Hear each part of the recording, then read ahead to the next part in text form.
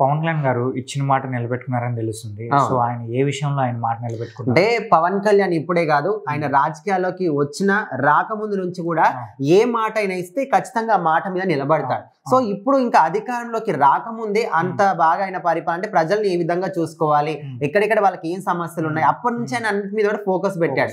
కానీ ఒక్కసారి కూటమి ప్రభుత్వం వచ్చిన తర్వాత, ఆయన డిప్యూటీ సీఎం అయిన తర్వాత ప్రజలకు ఇచ్చిన ప్రతి ఒక్క హామీని కూడా నిలబెట్టుకుంటూ వస్తున్నారు. మొన్న రీసెంట్ గా రోడ్ల విషయంలో కూడా ఆయన సో రోడ్లు వేయించడం కానీ లేకపోతే ఆ విషయం గురించి మాట్లాడడం కానీ, సో చాలా వరకు ఆయన ఏదైతే హామీ ఇచ్చారో నేనున్నా, నేను చూసుకుంటా అని చెప్పి చాలా వరకు ఆయన చెప్పిన పనులు అయితే ముఖ్యంగా కొన్ని ఆయనకున్నటువంటి శాఖలలో మెయిన్ ఇంపార్టెంట్ ఏంటంటే గ్రామీణ అభివృద్ధి.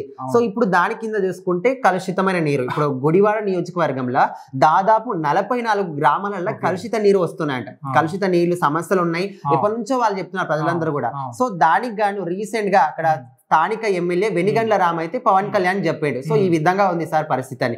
సో ఎంబటి పవన్ కళ్యాణ్ రియాక్ట్ అయ్యి కేంద్ర దృష్టికి, అదే విధంగా రాష్ట్రంలో సీఎం తోని మాట్లాడి మొత్తానికైతే మేము తొందరలోనే ఈ అన్ని ప్రాబ్లమ్స్ తీరుస్తామనే విధంగా ఆయనకు మాట ఇచ్చి దాదాపు ఏ సమస్య ఉన్నా పర్లేదు కానీ నీటి సమస్య మాత్రం ప్రజల్ని దాని ద్వారా కొన్ని రోగాలు వస్తాయి, వాటిని ఎవరు కూడా మళ్ళీ క్యూర్ చేసుకోవడానికి ఉండదు. సో నీరు అనేది చాలా ఇంపార్టెంట్ కాబట్టి ఏ ప్రభుత్వం ఉన్నా కూడా నీటి పైన ఎక్కువ దృష్టి పెట్టాలన్నమాట. సో గ్రామాల్లో ఎక్కువగా వాళ్ళు కేర్ తీసుకుంటే సో అది వాళ్ళకి ఎక్కువ యూజ్ అవుతుంది. సో అక్కడ సుమారు 44 గ్రామాలు కలుషిత నీరు వెళ్తుందని తెలిసినప్పుడు వెంటనే పవన్ కళ్యాణ్ అయితే రియాక్ట్ అయ్యాడు. సో ఆయన ప్రజల పట్ల ఎంత చొరవ తీసుకుని తెలుసు. సో ఇక్కడ మెయిన్ గా నీళ్ల విషయంలో కాబట్టి సో దాని విషయం ఇంకా వెంటనే రియాక్ట్ అయ్యి దాదాపుగా ఒక 40 వరకు ఫిల్టర్ కూడా మార్చేసి సో ఇప్పుడు 2025 జనవరి వరకు ఖచ్చితంగా ఈ 44 గ్రామాలకు మంచినీరు చేరాల్సిందే అనే విధంగా అధికారులందరూ కూడా ఆదేశాలు జారీ చేశారు. అదే విధంగా మీరు ఒక యుద్ధ ప్రాతిపదికన ఈ పనులన్నీ కూడా చేయాల్సిందే అది కూడా చెప్పారనమాట. సో ఏదైతే వాళ్ళు హామీ ఇచ్చారో అవన్నీ వెంటనే సో 2025 కల్లా మీన్ జనవరి లేదంటే ఫిబ్రవరి మార్చి లోపల అన్ని ఫినిష్ చేయాలని చెప్పి సీఎం చంద్రబాబు నాయుడు గారు కూడా చెప్పారనమాట.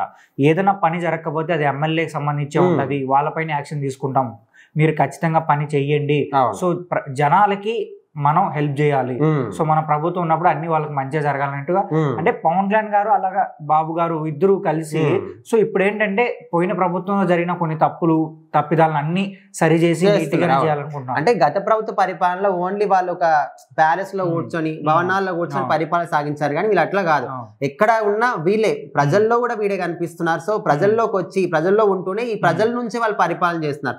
సో ఇక్కడ కూడా మాట ఇచ్చారు, పనులు జరుగుతున్నాయి, ఓకే. ఇదంతా కూడా కాకుండా స్వయంగా పవన్ కళ్యాణ్ అక్కడికి వెళ్ళి కూడా పనులు జరుగుతున్నాయా లేదా అని కూడా పరిశీలించాడు. అంటే మొత్తం మీద పవన్ కళ్యాణ్ ఇచ్చిన మాట ఏ విధంగా నిలబెట్టుకుంటున్నాడు, ఆయన ప్రజలకు ఇచ్చిన మాటలు ఏ విధంగా నిలబెట్టుకుంటున్నాడు, రాష్ట్రాన్ని ఏ విధంగా అభివృద్ధి చెందిస్తున్నాడు, అండ్ ముఖ్యంగా గ్రామీణ ప్రాంతాల్లో అభివృద్ధి చెందడానికి సాయశక్తిలో కూడా పవన్ కళ్యాణ్ ప్రయత్నాలు చేస్తూనే ఉన్నాడు. సో మొత్తానికి దాదాపు 44 గ్రామాలకు జనవరి 2025 వరకు అయితే ఈ సమస్యలను తీర్చాలనే విధంగా అదే ఆదేశాలు కూడా జారీ చేశాడు.